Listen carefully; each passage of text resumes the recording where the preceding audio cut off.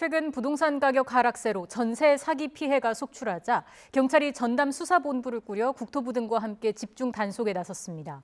오늘 2달 만에 경찰이 중간 수사 결과를 발표했는데 붙잡은 사기범만 300명이 훌쩍 넘습니다. 지난해 같은 기간보다 5배 넘게 늘어난 거라고 합니다. 취재기자 연결해서 자세한 내용 알아보겠습니다. 안동준 기자.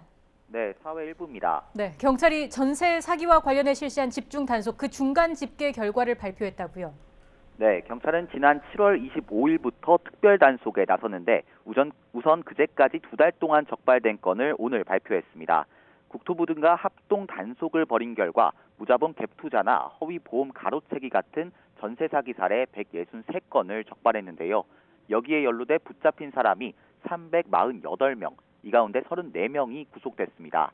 지난해 같은 기간과 비교하면 붙잡힌 사람이 무려 5배나 넘게 늘었습니다. 유형별로는 전세대출금을 편취한 허위 보증보험 유형이 185명으로 가장 많았고 깡통 전세 등 보증금을 미완화한 30명, 공인중개사법 위반 사범도 86명이 검거되었습니다. 실제 적발된 사례들을 보면 부산에서 금융기관 간부가 주도한 50억 원대 전세대출 사기가 대표적입니다.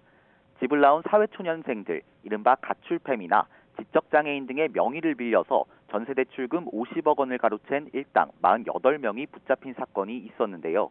서울 마포 지역에선 SNS를 통해 임대인과 임차인을 모집해 가짜 임대차 계약서를 작성한 뒤 전세대출금 1억 원을 받아 빼돌린 일당이 검거되기도 했습니다.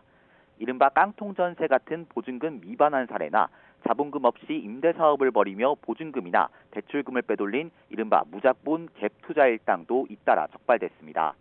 인천 남동구 지역에선 무자본으로 주택 52채를 사들이고 전세계약 뒤 보증금을 돌려주지 않거나 전세를 월세계약으로 위조해 담보대출금을 빼돌리는 방식 등으로 113억 원을 가로챈 일당이 검거됐습니다. 이렇게 2달 동안 경찰이 적발한 전세 사기 피해 액수만 200억 원에 달하는데요. 현재 경찰이 수사 중인 사건이 500여 건인데다 내년 1월까지 집중 단속이 이어지는 만큼 적발 건수와 피해 액수가 크게 늘 것으로 보입니다. 지금까지 사회일부에서 YTN 안동준입니다.